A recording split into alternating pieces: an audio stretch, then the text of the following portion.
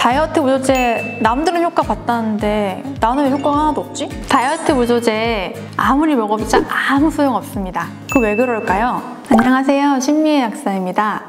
오늘은 다이어트의 계절을 맞아서 다이어트 보조제를 함께 살펴보려고 합니다. 다이어트의 왕도가 있을까요? 저 역시도 오랜 다이어터로서 여러 방법을 시도해 봤지만 결국 요요 없는 체중 감량은 철저한 식단 조절 90% 그리고 운동 10%라는 생각으로 귀결하게 되더라고요. 근데 이 방법이 참 정석 같은 이야기라 누구나 다 알고 있는 이야기인데도 어려운 게 꾸준하고 천천히 가는 거라서 작심삼일을 하기가 쉽다 보니까 그런 것 같은데요. 그래서 체중 감량을 원하는 많은 다이어터 분들이 절박한 마음으로 식단 조절과 운동에 더불어서 다이어트 보조제를 찾으시는 것 같아요. 근데 제 개인적인 견해로는 다이어트 보조제가 도움이 되긴 하지만 평균적으로 체중 감량 효과가 그렇게 극적이지는 않고요. 효과에도 개인차가 있는 편이거든요. 그래서 운동하고 식단하면서 거기에 더불어서 나의 다이어트에 조금 더 효율적으로 만들어줄 수 있다? 이 정도의 마음으로 보조제에 접근하시면 좋을 것 같고요.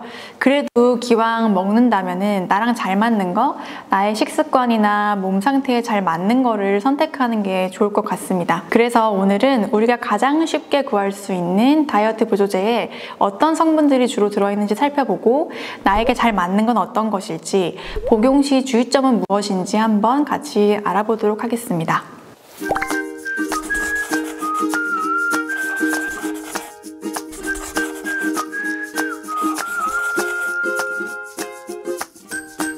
약국이나 그 외 채널에서 구매하실 수 있는 다이어트 보조제들은 단일 성분인 것도 있고 주원료하고 부원료로 나누어서 다이어트에 도움을 주는 성분들을 배합한 제품들도 사실 많이 나와 있어요. 근데 그 중에서 주원료로 주로 쓰이는 성분들을 한번 같이 살펴보도록 할게요. 첫 번째로는 많이 보실 수 있는 가르시니아 캄보지아 추출물. 이름이 어렵죠. 이 가르시니아 캄보지아는 남아시아에 자생하는 열대 식물인데요. 그 열매 껍질 부위에 HCA라고 하는 하이드록시 사이트릭 엑시드를 함유하고 있거든요. 근데 이 HCA가 사이트레이트라고 우리 체내에 원래 있는 물질과 경쟁적으로 작용을 해가지고 잉여포도당이 지방으로 저장되는 과정에 있는 핵심 효소인 ATP 사이트레이트 라이에이즈의 활성을 억제해가지고 체지방 감소에 도움을 줍니다.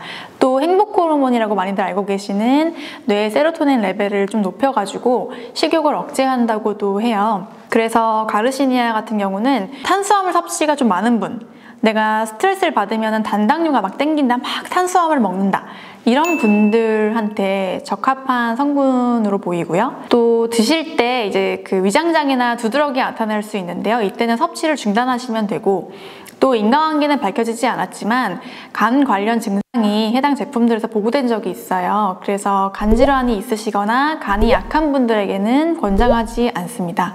참고로 가르시니아 캄보지아 제품의 간독성 사례는 주로 여러 약제를 복용 중인 환자에서 발생을 했고, 가르시니아 캄보지아 자체보다는 보통 가르시니아가 녹차 추출물하고 같이 배합된 제품들이 많이 유통되고 있는데, 그 녹차 추출물에 EGCG라 그래서 에피갈로 카테킨 갈레이트라는 성분의 간독성 때문인 걸로도 알려지고 있어서요. 녹차 카테킨에 들어있는 그 성분은 한국에서는 보통 1일 300ml에서 1g 정도를 이제 섭취량으로 설정을 하고 있는데, 유통되는 제품들은 대부분 300mg 정도로 최저 수준으로 맞춰져 있어요. 그래서 가르시니아 캄보지아를 드시거나 뭐 카테킨이랑 같이 복합된 제품을 드실 때 정상 건강인 분들은 크게 걱정하실 필요는 없을 것 같고, 다만 간 질환이 있거나 내가 술을 많이 먹는다거나 아니면은 여러 약제를 복용하고 있다, 그러면은 간에 무리가 줄 수 있으니까 그런 분들은 섭취를 피하시는 게 좋을 것 같습니다. 이 가르시니아 캄보지아는 HCA로서 하루에 750에서 2800mg 복용을 권장드리고요. 효과 발현을 위해서는 식전 30분에서 1시간 전 정도에 복용을 하시면 되고, 근데 만약에 카테킨 등 식후 섭취가 권장되는 성분이랑 배합된 제품이다, 그러면은 식후에 복용하시면 됩니다. 그리고 하루에 2번 복용을 하신다면은 탄수화물 섭취를 많이 하시는 2끼 식사 전에 섭취하시면 되겠습니다.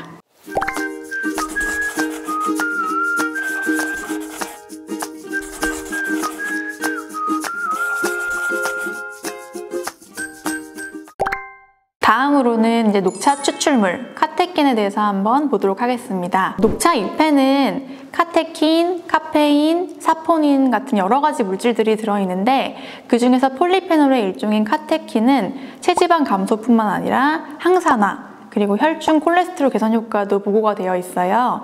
이 중에서 체지방 감소에 관해서 보자면은 몸에서 노르에피네프린이라는 호르몬을 합성하는 꼼트, 카테콜5 메틸 트랜스퍼레이즈라는 효소가 있는데 얘를 카테킨이 억제를 해주거든요. 그래서 노르에피네프린 분해가 감소돼서 이게 많아지면 몸의 열 생성도 촉진이 되고 지방도 좀 더 태우는 쪽으로 가고 에너지 소비도 좀 증가를 하게 돼요. 그래서 이 방법으로 이제 카테킨이 몸의 지방을 좀 줄여주는 역할을 하는데요. 얘 같은 경우는 체지방 감소뿐만 아니라 아까 말씀드린 것처럼 항산화 효과나 아니면 혈중 콜레스테롤, LDL 감소 기능도 좀 있으니까 이런 거를 전반적으로 원하시는 분들이라면 한번 복용해볼 만하고요. 단 이제 녹차에는 카페인도 함유되어 있기 때문에 내가 카페인 민감자다, 나는 불안장애가 있거나 불면증이 있다, 아니면은 카페인을 먹으면 철 흡수율이 좀 감소할 수가 있어요. 그래서 내가 임산부거나 아니면은 철 결핍성 빈혈이 있다, 이런 분들 좀 조심하셔야 되고, 또 칼슘, 마그네슘 같은 미네랄도 좀 흡수가 져야 되거든요. 그래서 골다공증이 있으신 분들은 다이어트 하실 때 권장드리고 싶지 않고, 또 카페인을 먹으면은 경험하셨는지 모르겠지만 아침에 빈속에 카페인 먹으면 화장실을 되게 잘 가는 경우가 있어요. 논문도 있는데, 그러다 보니까 이제 설사나 과민성 대장증후군 있으신 분들은 드시면 증세가 좀 악화될 수 있으니까 조심하셔야 되고, 안압이나 혈압이 좀 올라갈 수 있으니까 해당하시는 분들도 좀 조심하시면 좋겠습니다. 앞전에서 말씀드리긴 했는데 녹차 추출물은 인과관계는 밝혀져 있지 않지만 간 손상을 유발할 수 있기 때문에 카테킨으로서 하루 권장 섭취량인 300ml를 넘지 않게 조절해 갖고 드시는 게 좋고요. 간 손상이 악화될 수 있으니까 간질환이 있으시거나 술을 많이 드시거나 아니면 여러 가지 약재를 드시는 분들은 복용을 권장하지 않습니다. 카테킨은 위장장애가 있을 수 있거든요. 그래서 식후 섭취를 권장드리고요. 또 한 가지 팁은 이제 지방이 분해되는 과정에서 물이 사용되기 때문에 미지근한 물을 자주 마셔주시면은 도움이 될 것 같고, 다른 항산화제랑 같이 복용을 하면 항산화제끼리 시너지가 나요. 그래서 다른 항산화제랑 같이 복용하시는 것도 추천드립니다.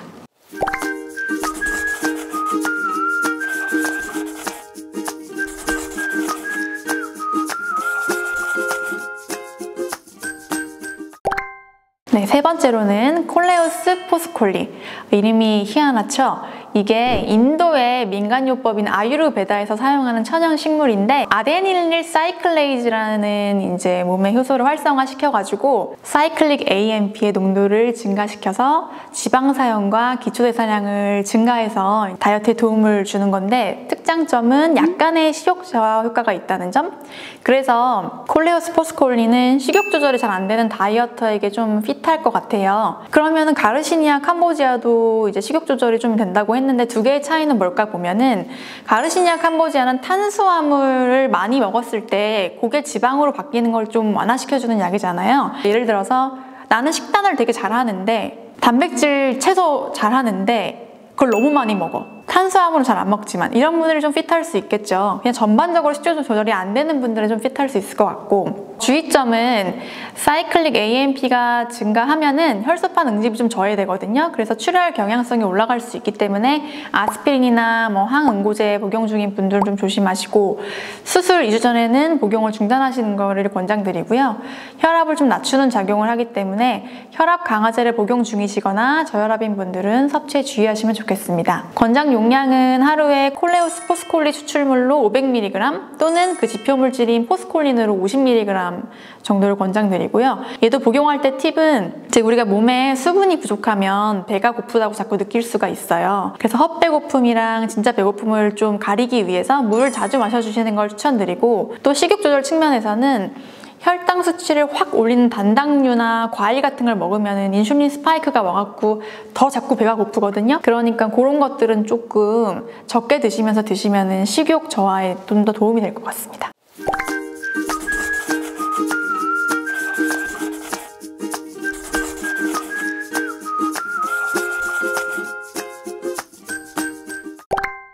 그다음에 네 번째로 살펴볼 성분은 저랑 잘 맞아서 좋아하는 L-카르니틴인데요. 카르니틴은 인체에 원래 존재하는 아미노산이에요. 그래서 에너지가 많이 사용되는 하루 종일 펌핑하는 심장, 그리고 모든 대사를 하루 종일 하는 간, 우리의 움직임을 담당하는 골격근에 많고, 에너지 공장이라고 불리는 미토콘드리아 안으로 지방산을 이렇게 넣어주는 셔틀 역할을 하는 아미노산이거든요. 그래서 이렇게 안으로 지방산이 들어가면 그 지방산이 TCA라는 사이클을 거쳐서 에너지화가 됩니다. 그래서 카르니틴을 복용하면 에너지 대사가 좋아지니까 또 피로감도 개선이 되고, 심근기능도 향상되고, 지구력도 향상이 되고 해서 피로회복제에도 카르니틴이 들어가고요.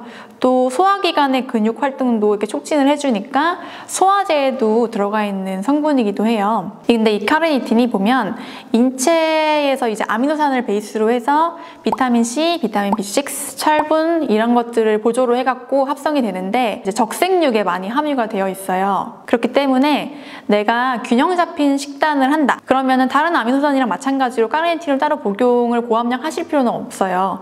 근데 내가 채식주의자라거나 육류 섭취를 좀 적게 하는 사람이다. 그러면은 카르니틴을 복용했을 때 조금 더 효과를 보실 수가 있을 것 같습니다. 그리고 카르니틴은 복용하고 시간이 지나면 몸에서 카르니틴 흡수율이 좀 줄어든다는 보고가 있거든요.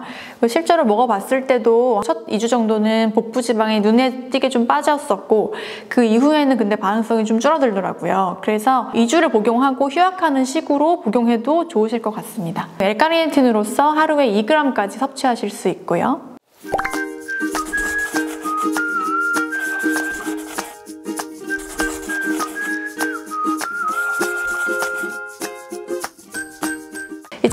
는 나름 앞에 성분들보다 최근에 나온 성분이거든요. 다이어트 할 때 같이 먹으면 좋은 영양제요. 저라면은 한 3가지 정도를 꼭 복용을 할 것 같거든요.